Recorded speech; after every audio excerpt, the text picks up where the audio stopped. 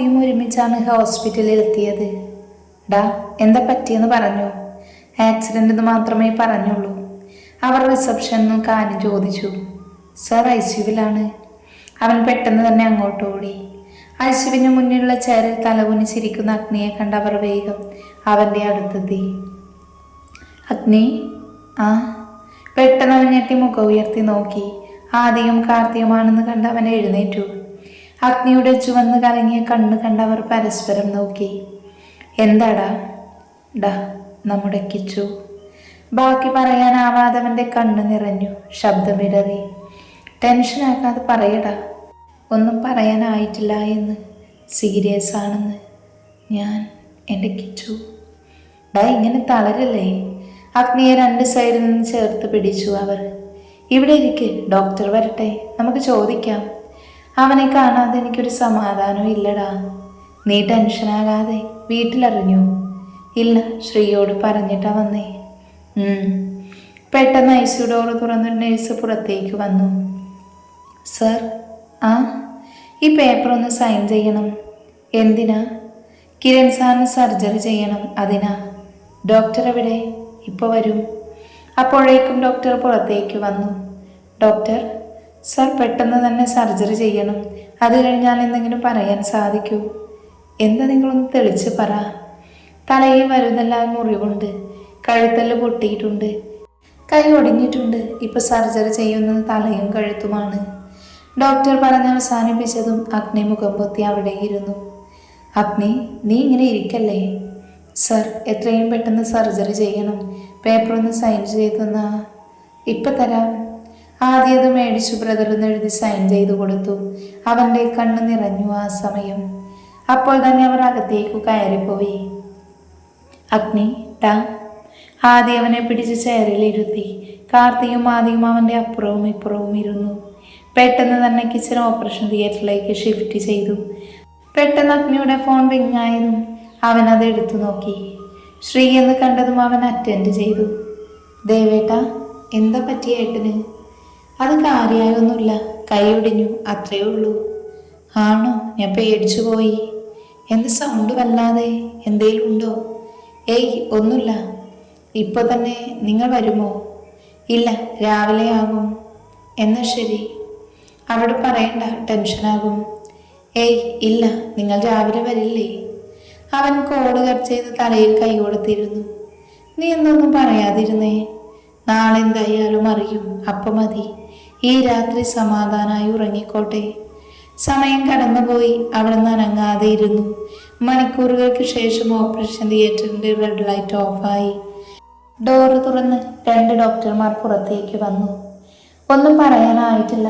24 hours കഴിഞ്ഞ് എന്തെങ്കിലും പറയാൻ കഴിയൂ. ഡോക്ടർ, അവനെ ഒന്ന് കാണാൻ.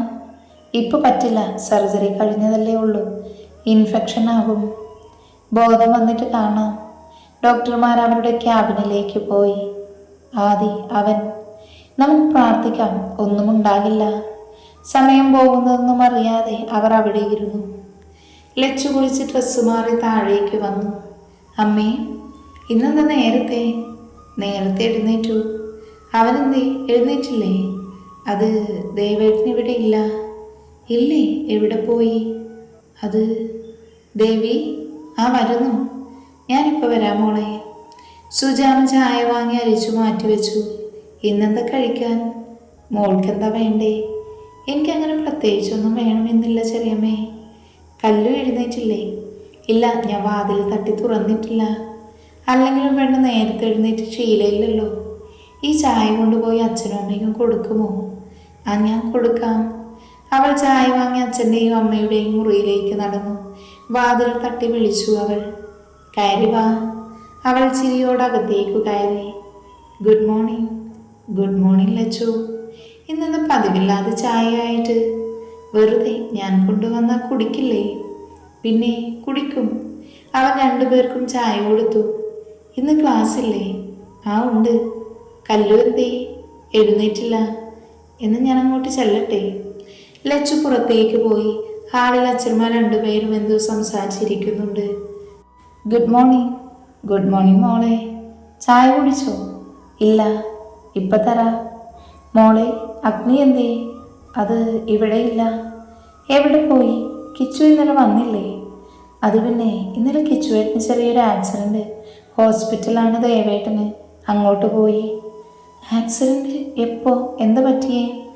അതറിയില്ല. കുഴപ്പമൊന്നുമില്ല എന്ന് എന്നെ വിളിച്ചപ്പോൾ പറഞ്ഞത്. ഞാനൊന്ന് വിളിച്ചു നോക്കട്ടെ. അവൾ അടുക്കളയിലേക്ക് പോയി. ചെറിയച്ഛൻ ഫോണെടുത്ത് അഗ്നിയെ വിളിച്ചു. ഹലോ അഗ്നി, കിച്ചുവിന് എന്താ പറ്റിയേ? ചെറിയച്ഛ, ചെറിയൊരു ആക്സിഡൻറ്റ്. എന്നിട്ടിപ്പോൾ അവന് കുഴപ്പമൊന്നുമില്ലല്ലോ? അത് എന്താടാ? നമ്മുടെ ഹോസ്പിറ്റലിൽ വാ, വേറെ ആരെയും അറിയിക്കണ്ട. എന്താടാ, അവനെന്തെങ്കിലും കുഴപ്പം? ഇല്ല, വന്നിട്ട് പറയാമല്ല. ഞങ്ങളിപ്പോൾ വരാം. ഫോണ് കട്ട് ചെയ്ത് മാധവനെ നോക്കി ഇന്ദ്രൻ. ഏട്ടാ, അഗ്നി നമ്മളോട് ഹോസ്പിറ്റലിൽ ചെല്ലാൻ പറഞ്ഞു. എന്താടാ? അറിയില്ല, ഇവിടെ ആരോടും പറയണ്ടെന്നാ പറഞ്ഞേ. എന്ന് വാ, ഇറങ്ങാം. അവർ വേഗം മുറിയിലേക്ക് പോയി ഡ്രസ്സ് ചേഞ്ച് ചെയ്ത് വന്നു. ദേവി? ആ? അടുക്കളയിൽ നിന്ന് ദേവിയമ്മ ഇറങ്ങി വന്നു. നിങ്ങൾ എങ്ങോട്ടാ? ഒരത്യാവശ്യമുണ്ട്, വരാൻ വൈകും. അവർ വേഗം പുറത്തേക്ക് പോയി. അവർ എങ്ങോട്ടായിട്ട് പോയേ? അറിയില്ല, ഒന്നും പറഞ്ഞില്ല. ചായ പോലും കുടിച്ചില്ലല്ലോ. കാറ് പാർക്ക് ചെയ്തവർ ഹോസ്പിറ്റലിനകത്തേക്ക് കയറി. എവിടെന്ന് പറഞ്ഞില്ലല്ലോ? ഇല്ല, ഞാനൊന്ന് വിളിച്ചു നോക്കട്ടെ. മാധവച്ചൻ ഫോണെടുത്ത് അഗ്നിയെ വിളിച്ചു. ഹലോ അച്ഛ, നേരെ ഐസിയു. അവിടെ എന്താ? ഇങ്ങോട്ട് വാ അച്ഛ.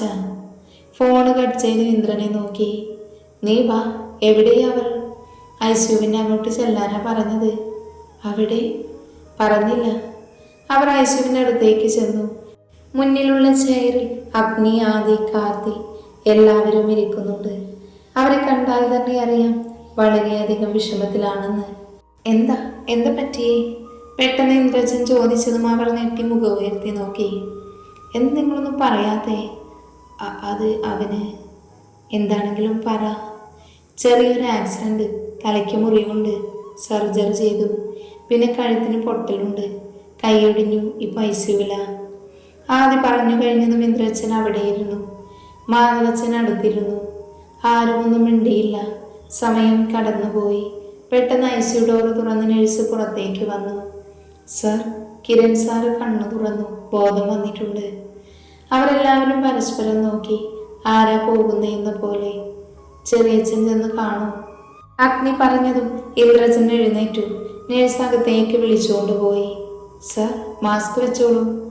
മാസ്ക് കൊടുത്തച്ഛൻ വേഗം പിന്നെ സാനിറ്റൈസർ കൊണ്ട് കൈ വാഷ് ചെയ്തു. വരൂ സർ, സിസ്റ്റർ പറഞ്ഞുകൊണ്ട് അകത്തേക്ക് നടന്നു. ഡോറ് തുറന്ന് അകത്തേക്ക് കയറി അവർ 2-3 ബെഡുള്ള ലാസ്റ്റ് ബെഡിൽ കിടക്കുന്ന മകനെ കണ്ട് ഇന്ദ്രച്ചൻ്റെ കണ്ണ് നിറഞ്ഞു. അവൻ്റെ അടുത്തേക്ക് നടന്നു. തലയിൽ കെട്ടിയിട്ടുണ്ട്, കഴുത്തിലും കെട്ടുണ്ട്, ബെൽറ്റ് ഇട്ടിട്ടുണ്ട്, വലത് കൈ പ്ലാസ്റ്റർ ഇട്ടിട്ടുണ്ട്. എല്ലാം കൂടെ കണ്ടതും ഇന്ദ്രച്ചൻ്റെ കണ്ണ് നിറഞ്ഞൊഴുകി. കിച്ചു മോനെ. പതിയെ വിളിച്ച് അവനെ ഒന്ന് നോക്കി. കണ്ണ് പതിയെ ചിമ്മി തുറന്നു അവൻ. കിച്ചു. അവനെ ഒന്ന് തൊടാൻ കഴിയാതെ കരഞ്ഞുകൊണ്ട് വിളിച്ചു. തുറന്ന കണ്ണുകൾ പതിയെ അടഞ്ഞുപോയി. കിച്ചു മോനെ. അവൻ കണ്ണടച്ചതും കണ്ട് ഇന്ദ്രജൻ വീണ്ടും വിളിച്ചു. സാർ വിളിക്കണ്ട, സെഡേഷനിലാണ്. അവനൊന്നും മിണ്ടിയില്ലല്ലോ. സംസാരിക്കാൻ പറ്റില്ല, കഴുത്തല്ലല്ലേ പൊട്ടിയത്, സർജറി കഴിഞ്ഞല്ലോ. അപ്പം സംസാരിക്കുമ്പോൾ വലിയ വേദനയുണ്ടാകും. നിറഞ്ഞ കണ്ണുകൾ തുടച്ച് കിച്ചുവിനെ നോക്കി. സർ, ഉണരുമ്പോൾ അറിയിക്കാം, പുറത്തേക്ക് നിന്നോളൂ. അവനെ ഒന്നുകൂടെ നോക്കി തിരിഞ്ഞു നടന്നു. വാതിൽ തുറന്ന് മാസ്ക് വേസ്റ്റ് ബിന്നിലിട്ട് മെയിൻ ഡോറ് തുറന്ന് പുറത്തേക്ക് ഇറങ്ങി. ഇന്ദ്രച്ചനെ കണ്ട് എല്ലാവരും നോക്കി. കണ്ണു തുടച്ച് അവരെ ഒന്ന് നോക്കി. അവൻ സംസാരിച്ചു? ഇല്ല, കണ്ണു തുറന്ന് തന്നെ നോക്കി, പിന്നെ കണ്ണടച്ചു. എങ്ങനെയോ പറഞ്ഞുകൊണ്ട് നിറഞ്ഞ കണ്ണുകൾ തുടച്ചു. സാരമില്ല, എല്ലാം ശരിയാകും. മാധവച്ചൻ ചേർത്ത് പിടിച്ചുകൊണ്ട് പറഞ്ഞു. വീട്ടിൽ അറിയിക്കണ്ടേ? വേണം. അവിടെ ചെന്ന് പറയുന്നതല്ലേ നല്ലത്, ഇല്ലെങ്കിൽ അവർ ടെൻഷനാകും. അഗ്നി, നീ ചെല്ല്. അച്ഛ, ഞാൻ വേണ്ടച്ച, ഞാനും കാർത്തിയും പോയി കാര്യം പറഞ്ഞ് അവരെ കൊണ്ടുവരാം. അഗ്നി, ഞങ്ങളെന്നാൽ പോയി അവരെ കൂട്ടിയിട്ട് വരാം. ആദ്യവും കാർത്തിയും അവരോട് പറഞ്ഞ് വേഗം പുറത്തേക്ക് പോയി. അമ്മേ, കഴിക്കാൻ താ. ഓ, വന്നോ? ഈ ഒരു ചെറി. ദേ പെണ്ണെ, കെട്ടിച്ചു വിടാറായി. നേരത്തെ എഴുന്നേറ്റ് അടുക്കളയിൽ വന്നോണം. ഓ, പിന്നെ ഞാൻ വരില്ല. തർക്കുത്തരം പറഞ്ഞാൽ അടിയുള്ളൂവേ. ഈ ഒരമ്മ. കല്ലു വേഗം ചേരലിരുന്നു. അവൾക്കടുത്തായി ലച്ചുവും വന്നിരുന്നു. അച്ഛമ്മയും അച്ചാച്ചനും കഴിച്ചോ? അച്ഛനും അമ്മയും കഴിച്ചിട്ട് പോയി. എന്നാ പിന്നെ അമ്മയും ചെറിയമ്മയും ഇരുന്നോ? ആ, ഇരിക്കാം. അവന് കൂടെ ഇരുന്ന് കഴിച്ചു തുടങ്ങി. അവർ കഴിച്ചു കഴിഞ്ഞ് കൈ കഴുകി ഹാളിലേക്ക് വന്നപ്പോഴാണ് ആദ്യം കാത്തിയും അകത്തേക്ക് കയറി വന്നത്. ഇതൊക്കെ ആരാ? ദേവിയമ്മ അവരെ കണ്ടതും ചിരിയോടടുത്തേക്ക് വന്നു. എന്ന് അവരുടെ മുഖം തെളിച്ചമില്ല എന്ന് കണ്ടതും അവരെല്ലാം പരസ്പരം നോക്കി. എന്താ ആദ്യം മുഖം വല്ലാതെ? അത് പിന്നെ എന്താടാ? അപ്പോഴേക്കും അച്ഛമ്മയും അച്ചാച്ചനും വന്നു അങ്ങോട്ട്. എന്താ ആദ്യവും കാത്തിയും പതിവില്ലാതെ ഈ വഴി? അത് ഞങ്ങൾ എന്താ പറയൂ? അത് പേടിക്കാനൊന്നുമില്ല. കിച്ചുവിന് ചെറിയൊരു ആക്സിഡന്റ്. അയ്യോ, എൻ്റെ മോനെന്താ? സുജമ്മ, പേടിക്കാനൊന്നുമില്ല. എവിടെയാ? നമ്മുടെ ഹോസ്പിറ്റലാ. നിങ്ങൾ അങ്ങോട്ട് കൊണ്ടുപോകാനാ വന്നേ. ദേവി, ചെന്ന് റെഡിയായി വാ. ആ ചാ. സുജയ്, നീ വന്നേ. ഏട്ടത്തി, കിച്ചു അവന് കുഴപ്പമൊന്നുമില്ലെന്നല്ലേ പറഞ്ഞേ? നീ വാ. ദേവിയും സുജമ്മയെ വിളിച്ച് മുറിയിലേക്ക് കൊണ്ടുപോയി. നിങ്ങൾ കോളേജിൽ പോകാൻ നിൽക്കുവാണോ? ആ, അതെ. അവിടെ ചെന്നിട്ട് കോളേജിൽ വിടാം. ലച്ചുവാണ് മറുപടി കൊടുത്തതെല്ലാം. കല്ലു കരഞ്ഞുകൊണ്ട് അവളുടെ തോളിൽ കിടക്കുന്നു. അച്ചാച്ചനും അച്ഛമ്മയും പോയി ഡ്രസ്സ് മാറി വന്നു. അമ്മമാരും എത്തിയതും അവർ വേഗം ഹോസ്പിറ്റലിലേക്ക് പുറപ്പെട്ടു. താങ്കൾ വിളിക്കുന്ന നമ്പർ ഇപ്പോൾ സ്വിച്ച് ഓഫ് ചെയ്തിരിക്കുന്നു. പിന്നെയും അത് തന്നെ കേട്ടതും ആദ്യ ദേഷ്യത്തോടെ ഫോൺ ബെഡിലേക്കിട്ടു. ഫോൺ ഓഫ് ചെയ്തു. എവിടെ പോയി കിടക്കുക? ആദു. ആ അമ്മ വരുന്നു. അമ്മ വിളിച്ചതും ബാഗെടുത്ത് താഴേക്ക് ഇറങ്ങി. അവൾ ടേബിളിൽ കഴിക്കാനുള്ളതെല്ലാം എടുത്തു വെച്ചു. അച്ഛൻ പ്ലേറ്റ് എടുത്ത് ആവശ്യമുള്ളതെല്ലാം എടുത്ത് കഴിക്കാൻ തുടങ്ങി. നിനക്ക് കോളേജിൽ പോകണ്ടേ? പോണം. പിന്നെ എന്ത് നോക്കി നിൽക്കുക? അവളും ഇരുന്നതും അമ്മയും കഴിക്കാനിരുന്നു. അവൻ എവിടെയാ പോയേ? അറിയില്ല, അർജന്റാണ്, പോകുക എന്ന് മാത്രമേ പറഞ്ഞുള്ളൂ. ഏട്ടനിവിടെ ഇല്ലേ? ഇല്ല, രാത്രി പോയതാ. എല്ലാവരും കഴിച്ചെഴുന്നേറ്റു. ആദ്യം സോഫയിൽ കിടന്ന് ബാഗെടുത്ത് തോളിലിട്ടതും ഫോൺ അടിച്ചു. ആരാണാവോ? അവൾ ഫോണെടുത്ത് നോക്കി. ലച്ചു എന്ന് കണ്ടതും നെറ്റി ചുളിഞ്ഞു. ഹലോ. ആദ്യം നീ ഇറങ്ങിയോ? ഇല്ല, വീട്ടിലാ. ആണോ? ഞാനും കല്ലും കുറച്ച് വൈകും. അതെന്താ? അത് പിന്നെ എന്താടി? അത് കിച്ചുവേട്ടനൊരു ആക്സിഡന്റ്. നമ്മുടെ ഹോസ്പിറ്റലാണ്. ഞങ്ങൾ അങ്ങോട്ട് പോകുക. അത് കിച്ചുവിന് ആക്സിഡന്റ് എന്ന് മാത്രമേ കേട്ടുള്ളൂ. ഫോൺ അവളുടെ കയ്യിൽ നിന്ന് താഴേക്ക് വീണു. ശില പോലെ നിൽക്കുന്ന മകളെ കണ്ട് അച്ഛനും അമ്മയും ഒന്ന് ഭയന്നു. മോളെ ആദു. അടുത്തേക്ക് വന്ന് ചേർത്ത് പിടിച്ചതും അവൾ ഞെട്ടി അവരെ നോക്കി. നിറഞ്ഞ കണ്ണോടെ നോക്കുന്ന മകളെ അവരും കാര്യം അറിയാതെ നോക്കി. എന്തു പറ്റി? അച്ഛ, കിച്ചു ആക്സിഡന്റ്. എന്താ മോളെ? കിച്ചുവിന്?